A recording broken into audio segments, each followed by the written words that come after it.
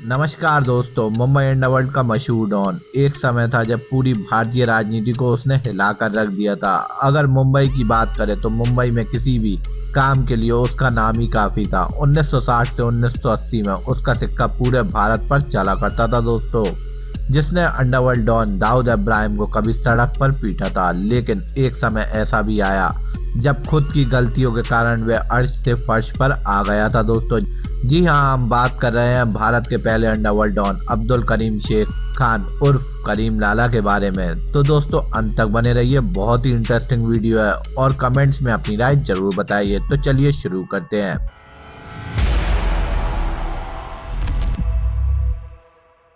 अफगानिस्तान के कुन्नूर से जहां से शाही परिवार की राजशाही खत्म हुई, तो उन्होंने व्यापार करना शुरू कर दिया। इसी शाही परिवार से व्यापार करने के इरादे से अब्दुल करीम शेख खान साल 1925 से 1930 के बीच पाकिस्तान के पेशावर आया और उसके बाद वहां से मुंबई के ग्रैंड ट्रंक रोड में आकर कमरा लेकर रहने लगा था। यह वह समय था जब भारत एक हुआ करता था और पाकिस्तान नहीं बना था, लेकिन पूरा हिंदुस्तान अंग्रेजों की गुलामी में था। मुंबई में रहते हुए उसने शुरुआत जुए के अड्डों से की थी दोस्तों। जुए का काम करते हुए जब उसके पास पैसा आया तो उसने उस पैसे को ब्याज के काम पर चलाना शुरू कर दिया था दोस्तों। ब्याज पर पैसा देने और ब्याज की वसूली के कारण उसका नाम अब्दुल करीम शेख खान से करीम लाला हो गया था दोस्तों। बात यूं है कि उस समय आम पब्लिक के बीच छोटी मोटी बदमाशियां हुआ करती थी, लेकिन इस तरह के ऑर्गेनाइज क्राइम कभी नहीं हुए थे। लेकिन उसने बड़े ही नायाब और यूनिक तरीके से इन कामों की शुरुआत की थी दोस्तों। ब्याज के पैसों और जुए के अड्डों के साथ साथ उसने शराब के अवैध कारोबार की भी शुरुआत कर दी थी दोस्तों। इसके बाद उसने वेश्यावृत्ति में भी कदम रख दिया था।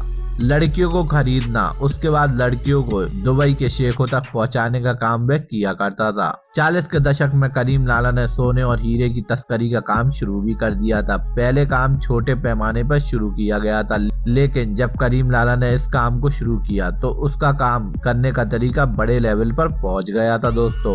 इससे उसे काफी सारे पैसे भी मिलने लगे। उसके बाद करीम लाला ने लोकल दुकानदारों और दूसरे लोगों से हफ्ता वसूली का काम शुरू भी कर दिया था। इसे सीधे सीधे तरीके से गुंडागर्दी भी कह सकते हैं दोस्तों। इसके अलावा उस समय तक इलेक्ट्रॉनिक्स आइटम भी आने लगे थे। महंगे इलेक्ट्रॉनिक आइटम को लाकर सरकार की ड्यूटी बचाकर बड़े पैमाने पर स्मगलिंग की जाती थी। करीम लाला इतने सारे काम बकायदा अपनी गैंग के लोगों से करवाया करता था और इस गैंग का नाम था पठान गैंग। काम काफी अच्छा चल रहा था और करीम लाला का कद काफी बढ़ चुका था दोस्तों। लाला जो कभी केवल पठानी सूट पहना करता था, अब केवल सूट ही पहनने लगा था दोस्तों। इस बीच मुंबई में एक और गैंग सक्रिय हो चुका था, जिस गैंग का नाम था हाजी मस्तान। हाजी मस्तान अच्छी तरह से जानता था कि वह पठान गैंग से टक्कर नहीं ले सकता, इसलिए उन दोनों के बीच एक समझौता हुआ कि समुद्र के किनारे का इलाका हाजी मस्तान संभाल लेगा। उसमें पठान गैंग के लोग मदद भी करेंगे। वहां से जो भी माल उतरेगा उसमें हाजी मस्तान को कमीशन मिला करेगा। इस दौरान दोनों गैंग का काम चलने लगा था। इसी बीच मुंबई में एक और गैंग सिर उठाने लगी थी और वह था वर्दा राजन मुदरिया, जिसे वर्दा भाई के नाम से भी जाना जाता है दोस्तों। ये भी शराब के अवैध धंधे और दूसरे काम किया करता था। इसने भी करीम लाला और हाजी मस्तान दोनों के साथ समझौता किया। अब मुंबई में मिलजुल कर तीनों गैंग काम करने लगे थे। अच्छे खासे पैसे आने लगे थे दोस्तों। पुलिस के बीच भी अच्छी पैठ बैठ चुकी थी। इसके बाद करीम लाला अपने घर में रोज शाम को दरबार लगाने लगा, जिसमें लोगों की लड़ाई झगड़े और आपसी मसले सुलझाने लगता है। यहाँ तक कि कई बार सरकारी कर्मचारी, पुलिस वाले और जज, मजिस्ट्रेट भी उसके पास पहुँच जाते थे। करीम लाला का कद और भी ज्यादा बढ़ने लगा था दोस्तों। ऐसे प्रॉपर्टी विवाद जिसमें किसी से घर खाली करवाना हो या दुकान खाली करवाना हो तो सबसे पहले करीम लाला का नाम ही आता था दोस्तों। करीम लाला का कद 7 फुट 2 इंच का था। यह भीड़ में अलग ही नजर आता था। एक बार उसके पैर में चोट लग गई थी। उसने छड़ी लेकर चलना शुरू कर दिया, लेकिन स्पेशली काले रंग की छड़ी। आगे चलकर ये छड़ी करीम लाला की सिंबल बन चुकी थी। करीम लाला को जिस किसी का भी घर खाली करवाना होता था वह खुद नहीं जाता था, बल्कि उसके साथ डाकियों ने ढेर सारी काले रंग की छड़ी बनवा रखी थी। जिस घर को टारगेट किया जाता था उस घर या दुकान पर केवल वह काले रंग की छड़ी रख दी जाती थी, जिसका मतलब यह होता था कि इस दुकान या मकान को खाली करना है। और ये छड़ी का मतलब होता था यहाँ करीम लाला खुद आए हैं। इसके बाद कुछ ही घंटों में वह घर या दुकान खाली हो जाया करती थी। यानी उस समय करीम लाला का अलग ही खौफ था मुंबई में।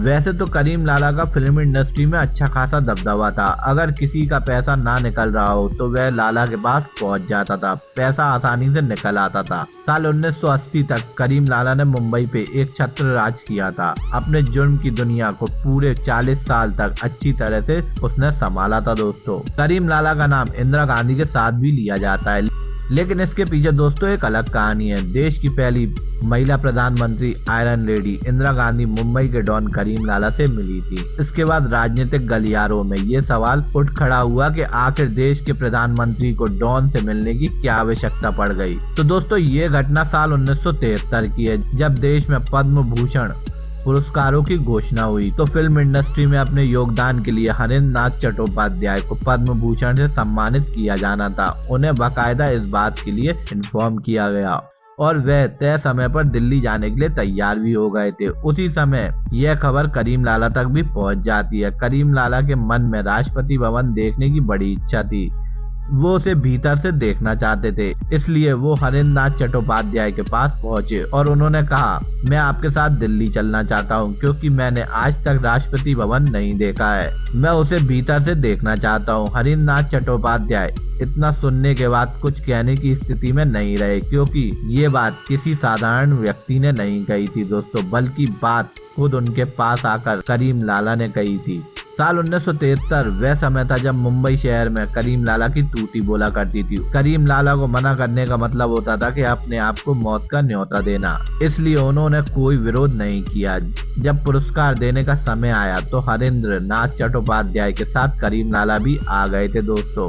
वह भी राष्ट्रपति भवन के भीतर पहुंच चुके थे। उन्होंने राष्ट्रपति भवन भी देखा। इसके बाद प्रधानमंत्री इंदिरा गांधी हरेंद्र नाथ चट्टोपाध्याय से मिलने खुद उनके पास आईं, क्योंकि हरेंद्र नाथ चट्टोपाध्याय एक सम्मानित कलाकार थे। सिनेमा में उनके अतुलनीय योगदान को आज भी सम्मान से याद किया जाता है दोस्तों। इसलिए एक प्रधानमंत्री के तौर पर जब इंदिरा गांधी उनके पास आई तो करीम लाला भी वहां मौजूद थे। इसके बाद उन्होंने इंदिरा गांधी के साथ भी एक तस्वीर ली। इसके बाद ये मुलाकात यहीं खत्म हो गई थी। इसके बाद इंदिरा गांधी करीम लाला से कभी नहीं मिली, क्योंकि इस तरह की मुलाकात का कोई भी एविडेंस कभी नहीं मिला था दोस्तों। करीम लाला ही वह शख्स था जिसके जरिए लोगों डॉन, स्मगलिंग, तस्करी जैसे शब्दों का नाम सुना था। तो ऑर्गेनाइज क्राइम की उसने ही शुरुआत की थी दोस्तों। इस दौरान एक दूसरे के दुश्मनों के साथ जब लड़ाई होती थी तो उसके भी कुछ रूल्स और रेगुलेशन हुआ करते थे दोस्तों, जिसमें फैमिली मेंबर्स को लड़ाई का हिस्सा नहीं बनाया जाता था, ना ही उन पर अटैक किया जाता था। लेकिन बदलते वक्त के साथ इस दुनिया के रूल्स और रेगुलेशन भी बदल चुके थे दोस्तों। वरदा राजन मुदरिया ने अपना काम धंधा समेटकर अपने आप को इस लाइन से अलग कर लिया था। इसके साथ ही हाजी मस्तान ने भी पॉलिटिक्स की तरफ अपना रुख मोड़ लिया। इसके बाद भी पठान गैंग सक्रिय रही, लेकिन यह वो दौर था जब दाऊद इब्राहिम मुंबई में डॉन बनकर उभर रहा था। लेकिन अब बात लड़ाई, मारपीट और खून खराबे तक पहुंच गई थी। साल 1981 से लेकर 1985 के बीच दाऊद इब्राहिम और पठान गैंग के बीच मुंबई गैंग वॉर हुआ करता था। इस पे मैंने एक डेडिकेटेड वीडियो बनाई है दोस्तों, कृपया जरूर जाके देखें। साल 1981 में ही दाऊद इब्राहिम के भाई शब्बीर कासकर को पठान गैंग के लोग मार देते हैं। इसके बाद दाऊद इब्राहिम भी अपने भाई का बदला लेता है और करीम लाला के भाई रहीम लाला को वह 1986 में जान से मार डालता है। इसके बाद लोगों ने सोचा कि करीम लाला बहुत कुछ करेगा, लेकिन बढ़ती उम्र और गैंग के लोगों के कम होने के कारण वह शांत पड़ गया। इसके बाद करीम लाला धीरे धीरे इस लाइन से अपना धंधा पूरी तरह समेटकर एक शांति की जिंदगी गुजारने लगा था। तो दोस्तों, ये थी देश के पहले अंडरवर्ल्ड डॉन करीम लाला की कहानी। तो दोस्तों, कमेंट्स में आप जरूर बताइए कि करीम लाला की स्टोरी आपको कैसी लगी और आपको कौन सा अंडरवर्ल्ड डॉन पसंद है। इसी के साथ मैं ये स्टोरी समाप्त करता हूँ। आशा करता हूँ ये स्टोरी आपको कुछ नॉलेज देकर गई हो। ऐसी क्राइम से भरी स्टोरीज के लिए मेरे channel treasure knowledge TV Hindi को लाइक एंड सब्सक्राइब कीजिए और कमेंट्स में अपनी राय जरूर बताइए। जब तक के लिए धन्यवाद। जय मां भारती।